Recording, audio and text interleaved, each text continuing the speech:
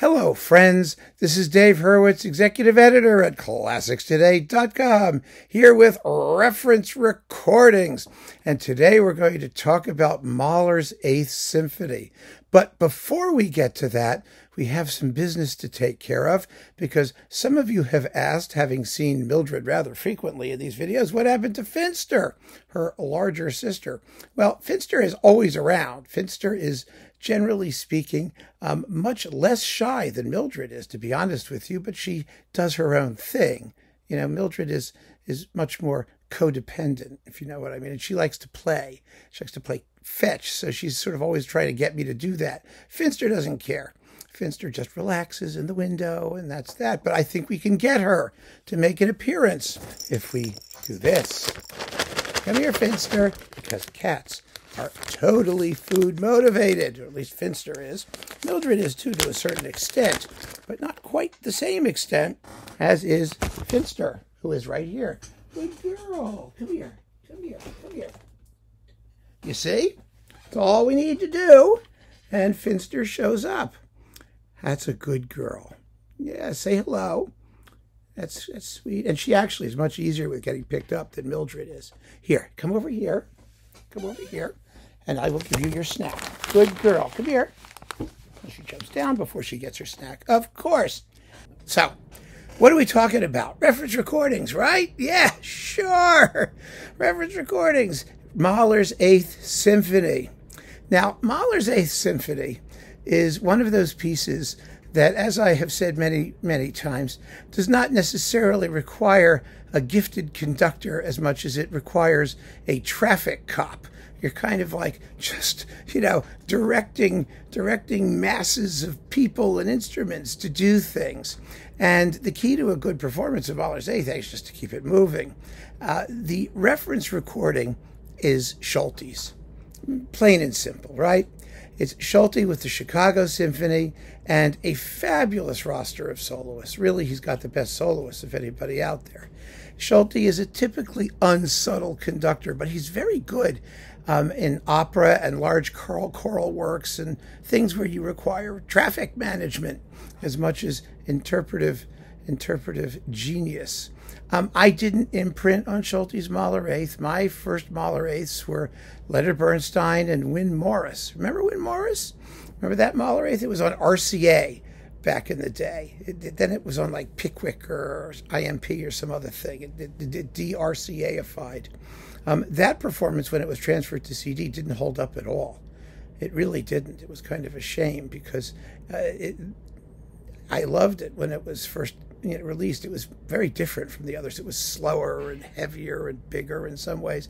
It had all kinds of random occurrences, like a piano that popped out of nowhere and things like that.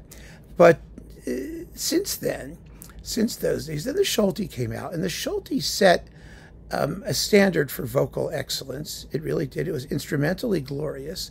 The problem with the Solti, for me, which has nothing to do with it being a reference recording, is the fact that it really was a terribly over-processed recording.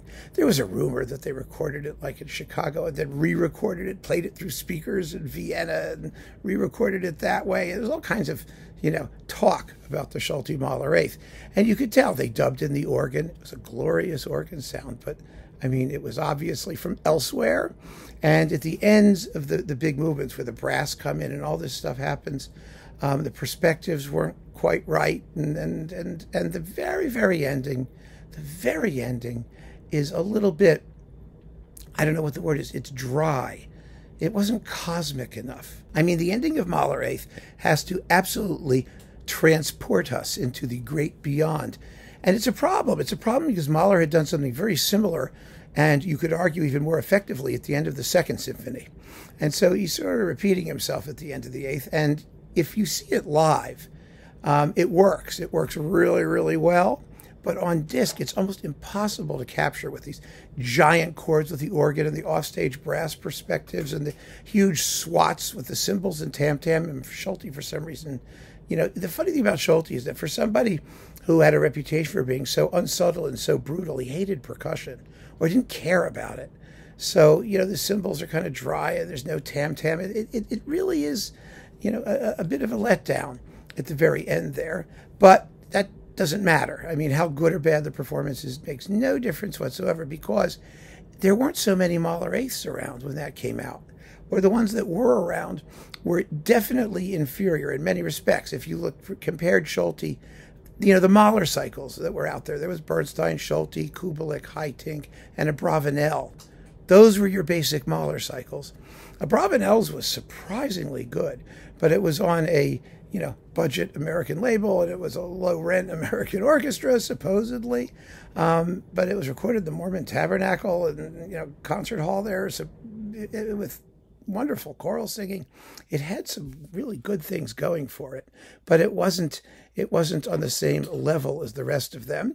And then you had Haitink, who was just not made for that piece. He didn't even re-record it. He didn't like it. You could tell. It was big. It was grandiose. He was not big and grandiose. He was kind of surly and miniature. I don't know. He could really go to bat for underdog pieces, but this one, for some reason, never really struck him as meaningful. And the Concertgebouw never had a very good organ. And the Sonics, it was early in his career as a concertgebouwist. So it had some strikingly beautiful moments.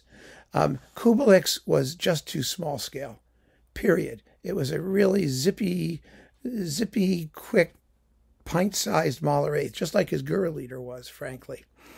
So that wasn't meaningful. The orchestra then also wasn't that fabulous. So who did that leave? Well, then Solti came cruising along with his magnificent roster of soloists. He had the entire force of Decca behind him. And Decca, you have to give them credit, was good at promoting these kind of blockbuster recordings. It started with them doing the Solti Ring, of course.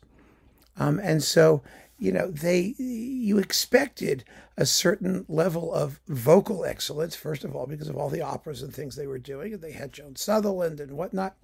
And also because of their sonics, which in this case, I think were not of the best, but they still had a certain cachet. And they were in England, which meant that the entire English musical press was going to get behind them, no matter what Solti did, because he'd been at Covent Garden. And with the London Phil and whatnot. So there was a lot of push behind this particular version of the Mahler eighth. And it's a very good Mahler eighth.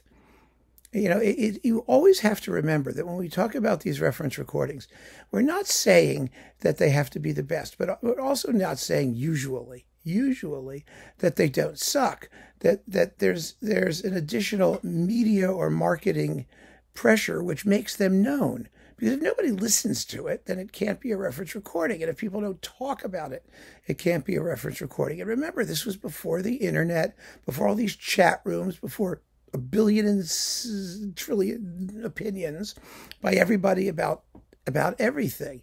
There was a limited number of choices, especially in Mahler's eighth. I mean, now they're a dime a dozen, of course. But back then, they were rarities, and they were special. And because they were special, everybody listened to them and everybody discussed them. And so if you had to choose between, for example, Bernstein, which was a fabulous performance, but in so-so sonics, but it's wonderful. Between Bernstein, Win Morris, which disappeared eventually or whatever, a Bravanel, Haitink, Kubelik, Solti was the logical choice. It was for me at that time. It was the one that best represented the piece and gave you the most sonic bang for your buck. And because of that, it is clearly the reference. And so it has remained to this day, despite the fact that there are many finer Mahler eighths out now. For example, there's Bertini, there's Antony Witt, which is my however choice on Naxos. It's just amazing. There's that wonderful new Osmo Venska recording on Bis, the best thing that he ever did in Mahler. Really astonishingly fine from Venska in Minnesota. There was even, remember the Kent Nagano recording on Harmonia Mundi, which was really very, very good. There were just a bunch of them, and there were Mahler cycles all over the place, and they all had eighths, and some of them were also quite fine. So, Michael Gielen's was very good. There were a lot of choices now, but there weren't then. So one of the factors that really played in in making this the reference recording was the limited amount of choices at the time that it was released, in addition to the record label on which it was released, and the star power of the singers and the conductor and the orchestra, and all of those factors came into play and made Solti's Mahler 8th the reference. And if you still have it and still love it, good, you should. It was a very, very fine achievement. It still is a very, very fine achievement. It's still one of the best Mahler 8ths out there. It's not a personal favorite, but my personal choices do not play in determining which reference recording gets the nod, because this is just one of those aspects of reality that we acknowledge, whether we agree with it or don't agree with it. So there you have it, my friends, the reference recording for Mahler's 8th Symphony, Solti in Chicago. Keep on listening, friends. Take care.